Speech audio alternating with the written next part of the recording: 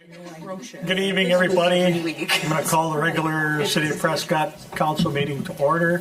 It is Monday, May 22nd at 6 o'clock. We'll do roll call. Lindsay? Here. Dar? Here. Pat? Here. Maureen? Here. Bailey? Here. And John is excused. So would everybody stand and say the Pledge of Allegiance? I pledge allegiance to the flag of the United States of America and to the republic for which it stands, one nation, under God, indivisible, with liberty and justice for all. All right. Thank you, everyone. Next item on the agenda is public comments. The city will receive public comments on any issue related to agenda items. Limited discussion by the council may take place.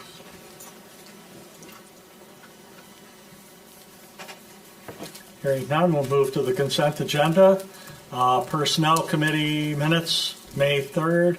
Health and Safety Committee minutes, May 8th. Council minutes, May 8th. Amplifier permit approval for 487 Delta Queen Avenue on May 27th. And an amplifier permit approval for St. Paul Lutheran Church on July 16th. Motion to approve the consent agenda. Second. Okay, we have a motion, a second to approve the consent agenda. Does anybody want to bring anything up on any of those items? That first amplifier permit on Delta Queen, what's that for? Do we know? They are having just a family, like a family get-together, family function. Cool. And the band that they hired is like a 3-member band, Okay. and they just have an amplifier. So, Okay. just to be safe. Yep. That's awesome. Any other questions? Not all in favor say aye. Aye. Opposed? All right. Next item on the agenda is reports of standing committees. Nothing for Finance. Planning Commission is Monday, June 5th at 6. Parks and Public Works, Monday, June 19th at 5. Health and Safety, Monday, July 10th at 5. Personnel, Wednesday, August 2nd at 5. We all good with all those dates? Yep. All right. Next item on the agenda is public comments. The council will receive public comments on any issue not related to agenda. Limited discussion by the council may take place. However, no action will be taken on any item, including receiving written requests, documentation, and possible action at a future consideration.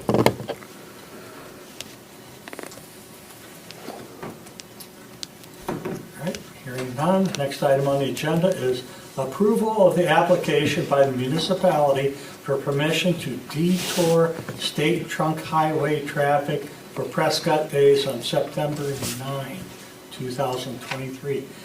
Dar, you want to I do. give a little overview on that, please? So for Prescott Days, normally the detour, and it would be on that, what is that, on that Saturday from 8 a.m. to 4 or 4:30. Normally, of course, Broad Street is closed, and a detour is set up, and that detour has always kind of gone straight through the center of the city. And this newly proposed detour would actually have it basically going farther out, but it's for the one day, and going to redirect off of QQ. Was it QQ or? Sorry guys, I'm kind of winging it here. I'm trying to find my sheet. And so it is more out of the way, but not significantly. Again, it's from 8 to 4:30 on that Saturday, and we're just trying to deter people from this detour going, through our municipality, through our residential area. Okay. Good. I have a question about whether or not we're going to close the boat launch as well on that day, because that's one of the talked about major it. concerns. Well, because they'll have the fishing contest. In the morning. Prescott will have a fishing On contest? Prescott Days, on Saturday morning. Yeah. Okay. But that's super early. And Yeah, I think it goes till about noon. Oh, is it noon? Okay. Yeah. There's times where boaters don't get out of there till, well, afternoon, like 1, 2 o'clock. They're still trying to get out through town. So we closed, I don't think we've closed boat launch in. No, in the not past. previously, but I thought we talked about We that. talked about it. Any thoughts, guys? It's gonna be hard to have a fishing contest without a boat Right. launch open. Yeah. Yeah, I guess I know it's been discussed that because we closed Broad Street, that we direct boats that are going to access that through Orange Street and across Broad Street. But overall, since the Prescott Days does have a fishing contest, we've always left it open and left it available to access, so. We also have people that live down there, that's- so probably can't close that. So we should probably just leave it open. And have we had a discussion yet about those signs that we have to purchase as well? Yeah. We were gonna share that cost. Yes, so maybe. we had a discussion with Prescott Days Committee, and they are willing to split the cost 50% per the recommendation from Health and Safety Committee. So Pierce County does have all the signs, but they have to do all the work of putting them together and then putting them out and then taking them down once the event is over. So the estimate is the cost would be about $1,500 to $2,000 that we'd be splitting between Prescott Days and the city to do that. Okay, any other comments on that? Motion to approve the detour for the state trunk highway traffic for Prescott Days. Second? Okay, we have a motion second to approve the detour for state trunk highway traffic for Prescott Days. Any discussion on the motion? Not all in favor, say aye. Aye. Okay, next item on the agenda is approval of a tower water lease agreement between the city of Prescott and Cellco Partnership doing business as Verizon Wireless. Matt, can I take that a little bit? Yes, thank you, Mayor. So I guess before I arrived here, so it's been over a year and a half, the city has been trying to work with Verizon Wireless, which is Cellco Partnership, to put up a antenna to improve communication for those users. We have been working on it, and we finally able to come to agreement for an antenna to be, a lease agreement to be put on Water Tower 2. This is the larger pedestal tower that just was redone a couple of years ago at 769 Dexter Street. This proposed agreement is for an initial term of 5 years, but there are 4 additional 5-year extensions for a total of 25 years. So it is a 25-year lease, similar to what we have done with AT&T and T-Mobile. The rental rate starts at $32,945 with the 3% annual escalator. You can see that annual escalator for year 1 through 25, and then the cumulative amount. These funds, with all of our water tower leases for both T-Mobile and AT&T, and this one as well, would all be put into the water fund. And we use those funds to maintain our water towers, do the cleaning that we're required to do, the painting, the coating on the inside as well. Those are all requirements per the DNR that making sure that we meet our statutory requirements for water. So Cellco Partnership with Verizon has submitted plans for this telecommunications antenna. They were reviewed by our water tower engineer, which is KLM out of Woodbury, Minnesota. In an approval letter dated January 16th, they did KLM did recommend approval of that antenna. We did also have the full lease agreement actually reviewed a couple times by our attorney, and all the issues that we've had have have been addressed by Cellco Partnership. And just as currently AT&T on Water Tower 1, that's the smaller tower, our agreement with them is for $26,327. That was for 2022, that amount. And then T-Mobile has already made their 2023 payment for $32,903. So with that, I'll turn it over to the council for comments and questions. I'm just very glad. I was, as a Verizon customer myself, very frustrated. Tried to contact people myself at one point, nothing. So, excellent job, because it's a drastic, there's no service downtown, basically, so. Are we going to be able to get service downtown now with that up on that tower? The mayor and I had a chance to meet with Verizon. They did show us a proprietary map that they don't release, but it did show that the service should increase. Although elevation, because of where it's at compared to where the hotel, it'll definitely be a marked improvement from what's there now, but it won't it's not in, it doesn't, they had like a green and a red and it's scaled down, and it did start to scale down as you got closer to the rivers because the elevation changed, but it should be a marked improvement compared to what is currently being Oh, offered. great. Okay. You entertain a motion? Motion to approve the lease agreement between the City of Prescott and Cellco Partnership, doing business as Verizon Wireless. Second? Okay, we have a motion and a second to approve the water tower lease agreement. Are there any discussion on the motion? Not all those in favor say aye. Aye. Opposed? All right, thank you. Next item on the agenda is approval of the City of Prescott Law Enforcement Reimbursement Agreement. Chief, you want to take that one? Or do you want Matt to do that? I can start and then he can fill in details as we go through. So we have talked a couple times now, Eric has brought up the Health and Safety Committee and the Personnel Committee up to speed on some of the issues that we're having filling police officer positions. And I can speak for other cities, as I'm part of a Compass peer group that has other city administrators, that this is becoming more of an issue for lots of cities, that police officers are becoming harder and harder to recruit and fill open positions.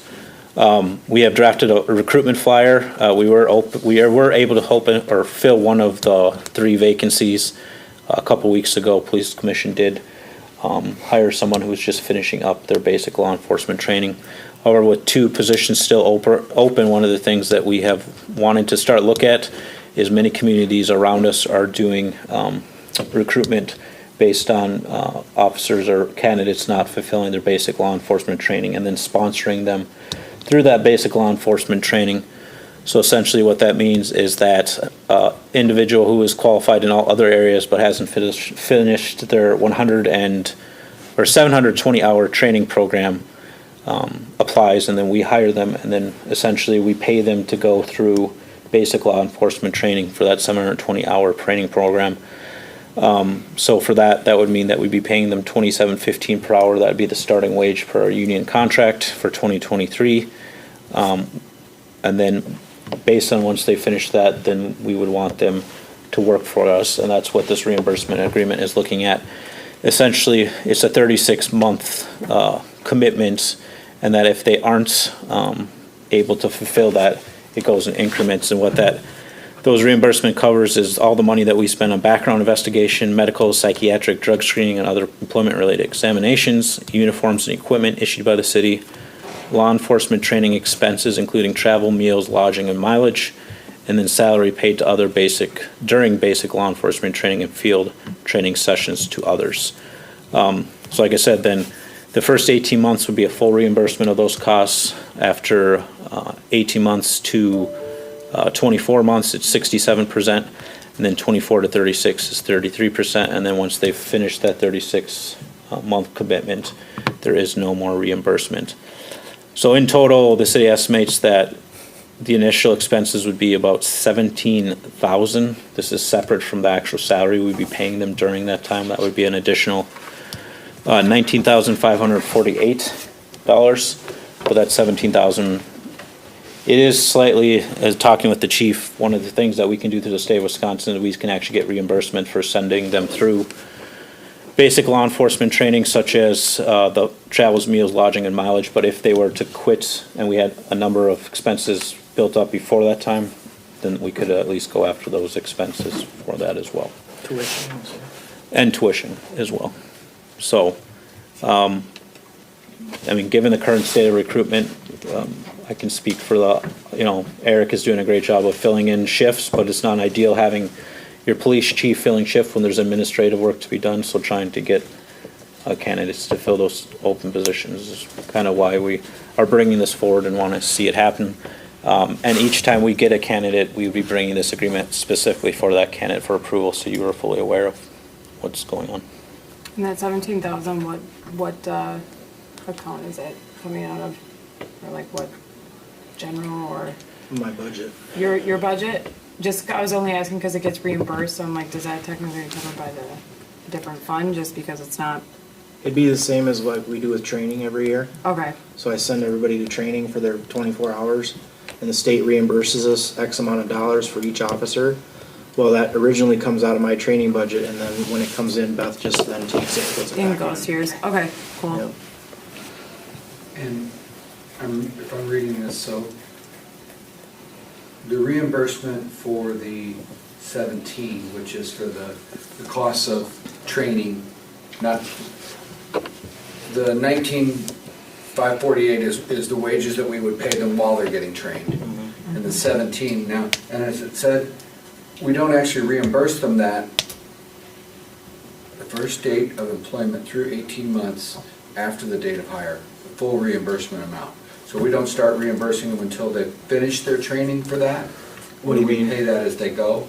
No, so basically the reimbursement works is that the candidate or the person we hire, if they terminate their employment with the city of Prescott and no longer continue, that candidate has to reimburse the city for the expenses. Okay, all right. Okay. Is there, as far as the percentage, I guess it doesn't matter, because I don't want to do this. I was just curious maybe what the percentage of reimbursement you can get from the state. It's 100 for tuition, meals, lodging, and mileage. It's 100% reimbursed by the state for the academy portion, not anything else. So the academy portion, which is all those things, is 100% reimbursed by the state. And we didn't know that when we were discussing this originally. Is that something we found out later, or was that, I don't recall discussing? No, we knew. That's Yeah. great, that's awesome. So I thought it was. are there grounds then to get reimbursement from the candidate because we've already been reimbursed for our expenses during the time we're paying the candidate while he goes to school? We don't get reimbursed until they finish the academy. I see. So we pay out, and then at the end of the academy, when they finish, the state reimburses us everything. Okay, okay. So that would be the one, if they complete 680 hours and then drop out and we have all those expenses, we're not going to get reimbursed from the state. So this agreement would then allow us to go back to the candidate and say, you have to reimburse us for X Okay. expenses. The only thing I'm thinking is I'm looking at the reimbursement rights and timeline for payment. That's a chunk of change for a young kid to be like, here's X amount of. So I did this at one other company. I got a certification, but they were basically like, yeah, we'll throw in a payment plan. What can you do? And that was it. So I just don't know if that's 90 days to give somebody to come up with that kind of coin, and they're just coming out of school is probably not going to happen. And then you're going to be dealing with court. So I would like to see something around an option of a payment plan at your discretion of what would make sense. Just because I don't want to put somebody in a really bad position that's trying to get their career started out. So that's the only thing I would say. I think that can be discussed and negotiated should the time come. Yeah. That leave it as the rule of what it's gonna be, and then if it happens, we can sit down with them and say, okay, Okay. we get it, here's a payment plan, you pay us back X amount of dollars every month, or whatever it is, and do it that way if we decide to do it, but I think you should leave it. The attorney, we had an attorney draft this. Okay. And he's actually a pretty good attorney out of Madison. So he actually looked this over, and drafted it, and then we also had Phil, our city attorney, look it over too, so. Okay. Yeah, I guess if that can be open for discussion, I mean, that's the only thing I'm thinking of is like, they're coming straight out of school to be like, here's $17,000. I think that's something that's in our ballpark. We Yeah. can do that if we want, Okay. you know. As long as it's on the table, that's the only thing I'm thinking of. I would say we can do that, right, Matt? Yeah, we can have those discussions at the time, and if they are willing to sign we'd work with our attorney to come up with some sort of payment plan. Okay, cool. I would make a motion to approve the City of Prescott Law Enforcement Officer Reimbursement Agreement. I'll second that motion. Yeah, we have a motion, and a second, to approve the City of Prescott Law Enforcement Officer Reimbursement Agreement. Any other discussion on the motion? I just want to ask the chief, so you have a candidate in mind who will be doing this pretty much right away? I have applications right now Yeah, that we can take and use this to now get somebody. Okay. Where before we couldn't, because before, when I was posting, it was you had to be certified or certifiable. Which means you either had to already be hired as a law enforcement officer, or you have already had to have completed the academy. Well, now, when you take that out of the equation, that opens up your candidate pool, because now you can start looking at these younger kids, or, you know, others that come from another state that haven't gone through the academy, but they've got some experience, and then you can, And that would be a normal hiring process through the commission? yes. Okay, Nothing changes as far as the process. okay. Any other discussion? If not, all those in favor say aye. Aye. Opposed? Okay. So, no closed session, other business. We do have a council workshop tomorrow, May 23rd at 5 o'clock, right here. And we have Board of Review Thursday, June 8th at 5 o'clock. So do we have people that still need the training?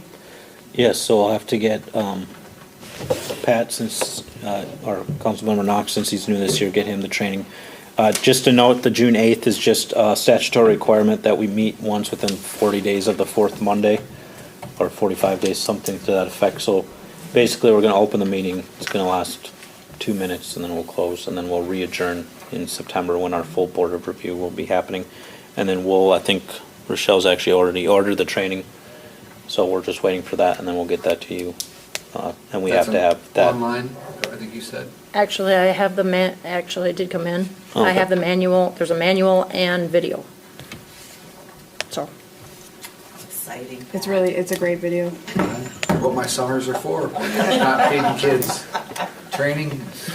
Is there any other business? Motion to adjourn. I'll second it. All those in favor say aye. Aye. We are adjourned. I know, good lord. Because I left it on.